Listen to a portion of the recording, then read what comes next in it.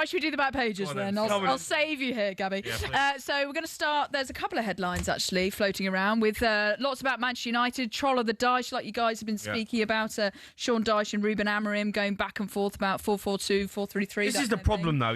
As soon as you come out of football and you start doing a bit of punditry, unless you're done, and you've got the opportunity to go back in, you've got to be careful what you say because, you know, as we've seen, he's coming up against Ruben Amorim. He's dug him out. Yeah. And Ruben Amorim really, in the form that they're in all of a sudden, he could really stick it to Dyche. After the game. Yeah. I reckon if they've had a phone call, you would think, after all this press. But like I say, that was only a tiny segment of the interview. We've also got in the Daily Star, Happy Rue Year, as Manchester United chief Jason Wilcox has given a huge boost to them and is backing them to say, you know, he's going to put faith in the players and promising to splash the cash on players for Manchester United. We've also got this other story. Didn't they say they had no money? Yeah, well, he's now saying they're going to splash the cash and is backing Ruben Amorim. So there we go. We'll get to that in a minute. Some teams can spend. Yeah.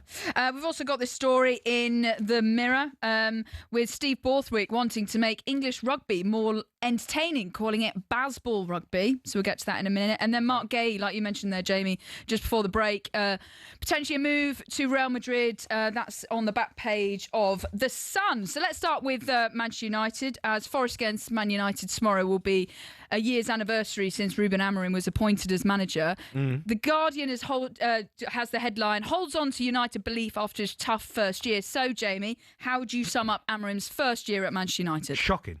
It's been absolute disaster class. It's only the last... Better recently, though. Yeah, last few weeks. All right, you've won a few... It's the first time they've won back-to-back. Yeah. And then he's won again. And they were all right against Brighton. And look, you can say they might have turned a page and they might look like they're moving forward with the system. But it's been nothing sort of a disaster for Man United. They've been terrible. They got worse. They sacked the manager. They were rubbish. Terrible. And all right, they crawled their way to the Europa League final, and then they put in one of the worst final performances I've ever seen. And then they've come back, and no one's been convinced with what they're doing. Last few weeks, you look at it and go, right, okay, they look better. Cunha and Buemo, Sesko up front, it looks all right, but I'm still not convinced. I'm not convinced. Well, Adrian Durham and Alan Brazil say that the team most likely to challenge Arsenal for the title is... Don't say Man United. Manchester United. Who said that? Adrian Durham and Alan Brazil. What's Al know? Al don't even know where Man United are in the league. He ain't got a clue. He don't even look at the league table. They're definitely not. Adrian Durham, I expect more from him. Yeah. That's poor shout. They're definitely not. They've got better in recent weeks, but Manchester United got it in them to go again on a crazy run of not winning back-to-back games. It wouldn't surprise me if Forest turned them over. But when you've got Cunha and you've got Sesko and you've got Mbeumo and Fernandes, let's be honest, you should be winning 3 games in a row in the Premier League. Because they're top players that cost a lot of money. They've spent so much money. We can't be giving them too many plaudits for winning a few games. We really can't. Well, Gary Neville also has been speaking and saying recently on his podcast that the new goalkeeper that they brought in has also been the secret ingredient to Manchester United's good form, as well as the wingers in terms of Mateus Cunha and Brian Mbeumo. They've started off really strong and slotted in really well, but he's actually put a lot of credit into the new goalkeeper. Can you understand why? You need a good goalkeeper. We're looking at Martinez. I mean, Jamie will probably go into Kinski. Don't, mate. You need a good goalkeeper because a goalkeeper knows when it's right to play from the back, when it's right to go long, come and help your defenders out and catch a cross. Do you know what I mean? It gives so much relief to centre-halves defending, and they've got a good one who's not going to make many mistakes, doesn't look like. Don't win nothing without a decent keeper. No. Nothing.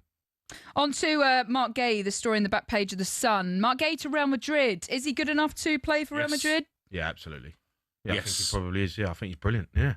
And with Liverpool spending more than 400 million in the summer transfer window, do you think actually when they look at if he potentially goes to Real Madrid, they'll be like, oh, that's the one that we missed. If they hadn't spent all the money on the Hollywood signings and you've done it more strategically and maybe got more squad depth, which Arne Slot's talking about, Marc Guehi might be the one that they're like, oh, we really should have got that. If I'm Guehi now, I'm saying, you know what, I'm not probably making my mind up until the World Cup. If I'm him, I'm like, I'm going to have a fantastic World Cup and I can go to anyone. He's going to be out of contract by then. He's going to be playing in the World Cup with no money. He'll be planning ahead. You need to just have... I don't think you can let it go that long, can you? Also, surely having the security of knowing kind of where you're playing next season gives you you know, that security to go into a World Cup, play confidently, and Madrid, know you've got something set up after. Howson, very good player last season at Bournemouth, but Rudiger's been woeful, always injured. Milito, always injured. So I think he should sign for Liverpool. There's a space there for Real Madrid. Yeah, but I think he should sign for Liverpool. I think we want, we don't want to keep seeing our best players go abroad. Harry Kane's playing at Bayern Munich. I hate it. Jude Bellingham's at Real Madrid. All right, and then you go Marc Guehi. You're going to have three of the backbone of the England players who are meant to be our stars. Need to be playing in the Premier League. Him, who do you choose?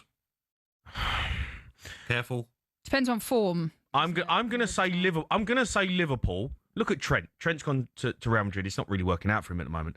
And I know it's Real Madrid, but Liverpool need Marc Guehi. Yeah. He goes in. He's a star player. He starts every week. Be a massive player for him. He's the future of that football club.